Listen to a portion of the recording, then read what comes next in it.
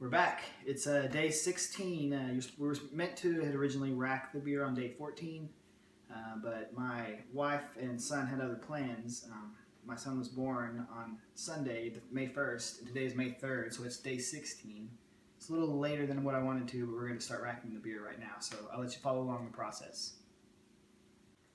First thing I did, you didn't get this, but I made sanitizer in this bucket. I just mixed some Star San with water. Same thing every time. I'm going to sanitize this and all the equipment I'm going to be using. I got the 5-gallon carboy, auto siphon, hydrometer, and then the airlock. And right, I'm here in the fermentation room. Go ahead and come on in. I sanitized this 5-gallon carboy right here, so I'm going to transfer the beer from the fermenting bucket, if you remember 16 days ago when we fermented the beer, into the carboy. But first I'm going to dry hop it with some Mosaic hops, just 1 ounce. The recipe called for 2 ounces, but I'm going to just do 1 ounce to kind of mellow it out just slightly. Just do that, you just pour this in here first. And also, if you have dogs, be very careful, because this is like poison to your dogs. So try not to drop or spill any, like I did.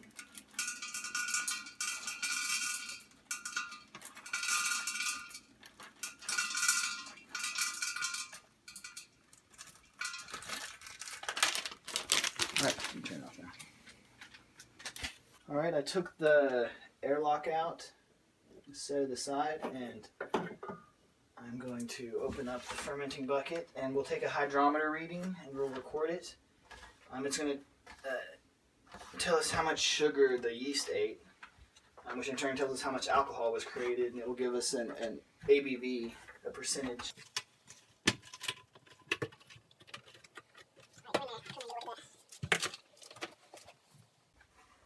Let's stay there. By the way, my beautiful wife, who just gave birth, is helping me film this. Always give the hydrometer a little spin in case there's air bubbles under there, so it'll give you a more accurate reading. And that smells really good, by the way.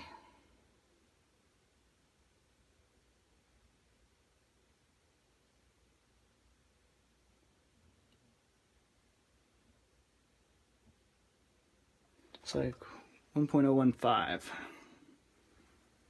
Right, and I'll put it in a formula and determine the ABV here in a little. Alright, now it's time to rack the beer, so I'm going to put this slowly in there. Remember, it was sanitized very thoroughly. Barely touch the bottom. This in there. And I'll start the siphon slowly. Make sure it's not leaking or spilling anywhere. I've decided I'm going to name this beer Shepherd's Mosaic IPA because my son's name is Shepherd, who was born 2 days ago. So this beer is in honor of him.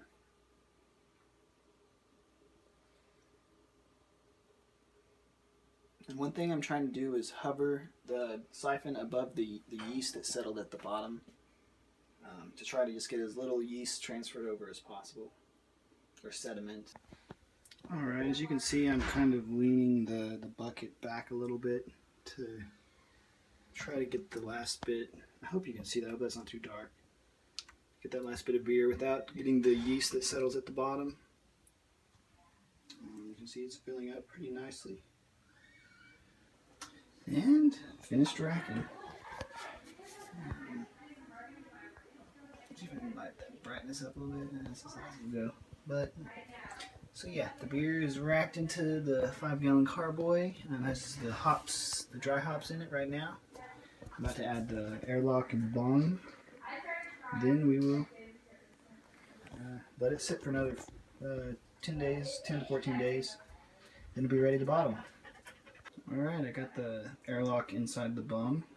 Had to look around for a bung for a little bit, but I finally found one. So hopefully this will fit.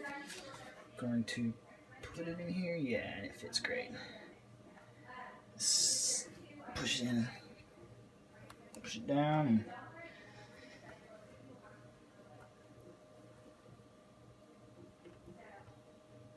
And we're good. So let it sit for about 2 weeks, and then we'll bottle. So we'll catch back up with you then. another thing I thought I'd share with you guys is the way I clean my fermenters. I use something called, called PDW. It's very cool. It put about 3/4 of an ounce per gallon of water, put it in the fermenter, and then fill it up. And it just kind of let it do the work. It cleans itself. It's pretty ingenious.